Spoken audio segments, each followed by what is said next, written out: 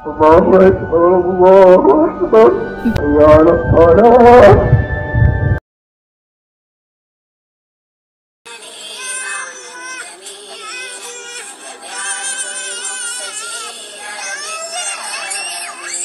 আসসালামু আলাইকুম ওয়া রাহমাতুল্লাহ। দর্শক, অত্যন্ত জরুরি গুরুত্বপূর্ণ একটা বিষয় নিয়ে আপনাদের সামনে হাজির হয়েছি। গাজায় পুনরায় ফিলিস্তিনি মুসলমানদের আত্মনাদ, কাঁদছে সারা বিশ্বের মুসলমানরা, কিন্তু একটু মন কাঁদছে না আরব বিশ্বের মোড়ল রাষ্ট্রগুলোর। এই বিষয়ে থাকছে গুরুত্বপূর্ণ চাঞ্চল্যকর তথ্য। ইয়েমেন যুদ্ধ শুরু করে দিয়েছে আমেরিকা এবং ইসরায়েল। ইয়েমেনে হামলার পিছনে নৈপথ্য কার? রয়েছে আমিরাত এবং সৌদি আরবের গ্রিন সিগন্যালে কি ইয়েমেনে হামলা? এবং ফিলিস্তিনি মুসলমানদেরকে পুনরায় এক রাতে প্রায় 250 জন নারী শিশু সহ বেসামরিক মুসলমানকে হত্যা করে ইসরায়েল ক্ষান্ত হয়নি, তারা আবাস দিয়েছে, কেবল তারা শুরু করেছে। এই প্রসঙ্গে আপনাদের সামনে উপস্থাপন করছি আমি মোহাম্মদ আনোয়ার হোসেন। গাজা যুদ্ধ 19 জানুয়ারি 2025 মিশর, কাতার এবং আমেরিকার নেতৃত্বে ইসরায়েলের সাথে হামাস এবং ইসরায়েলের মধ্যে একটা যুদ্ধবিরতি চুক্তি সম্পাদিত হয় এবং বন্দি বিনিময় হয়। কিন্তু আমেরিকা প্রেসিডেন্ট ডোনাল্ড ট্রাম্প ক্ষমতায় এসেই উনি ঘোষণা করেন যে ফিলিস্তিনিদেরকে গাজা ছেড়ে যেতে হবে এবং তাদেরকে অন্যত্র কোথাও নিয়ে যেতে হবে। হয়তো আমরা যারা মুসলমান আমরা হয়তো ভাবছি যে সৌদি আরব, জর্দান, মিশর, আরব আমিরাত সহ অন্যান্য মুসলিম বিশ্বের শক্তিধর রাষ্ট্রগুলোর প্রতিবাদের কারণেই ডোনাল্ড ট্রাম্প গাজা থেকে ফিলিস্তিনি মুসলমানদেরকে সরাতে পারেন নাই। তারা খুব বলিষ্ঠ ভূমিকা রেখেছেন। কিন্তু এখানে আমাদেরকে বুঝতে হবে যে গাজা থেকে মুসলমানদেরকে সরাইয়া ট্রাম্পের একটা চিন্তা ছিল আরবের মরুভূমিতে তাদেরকে স্থানান্তরিত করার জন্য। এই জন্য তাদের স্বার্থের উপরে আঘাত গেছে বিধে তারা টনক নড়ে শক্ত হয়ে বসেছিল। এই জন্য ট্রাম্প ওইখানে স্বার্থ সিদ্ধ করতে পারেন নাই।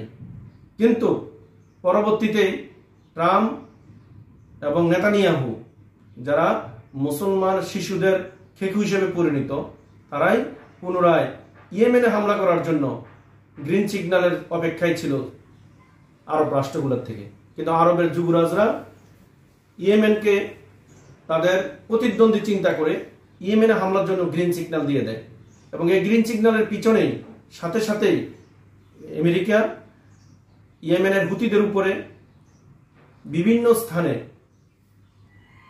শত শত বোমা হামলা করে এবং হুতিদের উপরে হামলা করার পরেই তারা ইসরায়েলের মাধ্যমে ফিলিস্তিনি গাজায় গত মঙ্গলবারের সেহরি খাওয়ার পূর্বেই তাদের উপর অতর্কিত হামলা শুরু করে। উক্ত হামলায় একই পরিবারের সকল সদস্য নিহত হয়। এমনও আছে যে একটা মাত্র শিশু বেঁচে আছে আর বাকি মা, বাবা, ভাই, বোন সবাই নিহত হয়েছে ইসরায়েলের বর্বরোচিত হামলায়। ওই হামলায় ফিলিস্তিনের গাজা শাসনকর্তা হিসেবে গাজার শাসক ফিলিস্তিনের হামাসের উপপ্রধান সহ ফিলিস্তিনের স্বরাষ্ট্র মন্ত্রণালয়ের প্রধান সহ একগুচ্ছ হামাস কমান্ডার নিহত হয়েছে, শাহাদাত বরণ করেছে। হামাসের পক্ষ থেকে তা স্বীকারও করা হয়েছে। তাহলে কি আমরা ধরে নেব যে এর পিছনে ইরানকে দুর্বল করার জন্য ইয়েমেনে হামলা, ইরানকে দুর্বল করার জন্য হামাসের উপরে হামলা, আর এর পিছনে নৈপথ্যে কাজ করছে আরব রাষ্ট্রগুলা? ফিলিস্তিনি মুসলমানদের আত্মনাদ, ইসরায়েলের বর্বরোচিত বোমা হামলায় তাদের বাড়ি ঘর ধসে গেছে। একদম শিশু, 2 মাসের বাচ্চা থেকে 5 বছর 10 বছরের কিশোররা নিহত হয়েছে। মা তার সন্তানকে কোলে নিয়ে, বাবা তার মেয়েকে, ছেলেকে কোলে নিয়ে, মৃত্যু লাশকে কোলে নিয়ে কাঁদছে। শিশু বাচ্চারা আল্লাহ আল্লাহ করে উপরের দিকে তাকবীর দিচ্ছে। কিন্তু এ তাকবীর আরবের যুবরাজদের কানে যায় না, তারা শুনেও না শোনার বারণ করে।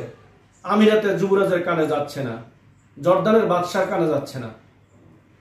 তারা আসলেই মুসলমানদের মোড়ল কর্তা না, আসলে মুসলমানদের প্রকৃত কর্তাই ছিল খালিদ বিন ওয়ালিদ, হযরত ওমর, হযরত আলী, এরাই ছিল মুসলমানদের আসল মোরল কর্তা।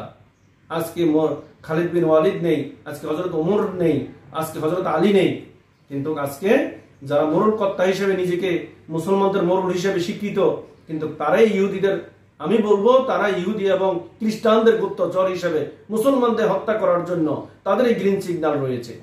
না হয় তারা যদি একটু বেঁকে বসে আরব রাষ্ট্রগুলা, মোরলগুলা, তাহলে ইহুদি রাষ্ট্র ইসরায়েল, নেতানিয়াহু কোনো দিনও নির্দেশ দিতে পারে না মুসলমানদের উপরে এই সেহেরির পূর্ব মুহূর্তে নির্যাতিত, নিপীড়িত এই অনাহাত মুসলমানদের উপরে হামলা করার কোনো সাহসই পেত না। আমি তীব্র নিন্দা করছি বাংলাদেশের ইসলামিক দলগুলা।